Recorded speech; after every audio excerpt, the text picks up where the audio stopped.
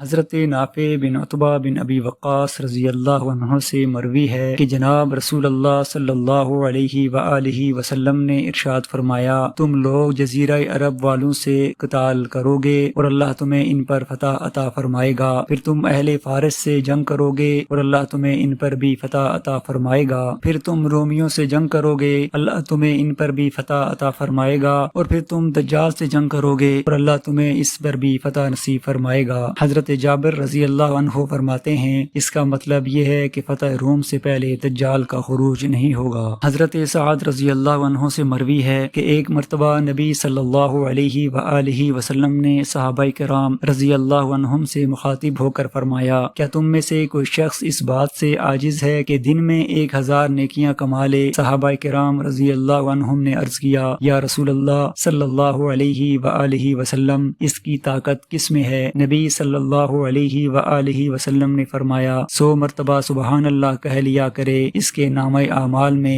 1000 نیکیاں لکھ دی جائیں گی اور 1000 گناہ مٹا دیے جائیں گے۔ حضرت سعد رضی اللہ عنہ سے مروی ہے کہ جناب رسول اللہ صلی اللہ علیہ وآلہ وسلم نے ارشاد فرمایا، جو شخص صبح نہار منہ اجوا کھجور کے ساتھ دانے کھا لے، اسے اس دن کوئی زہر یا جادو نقصان نہیں پہنچا سکے گا۔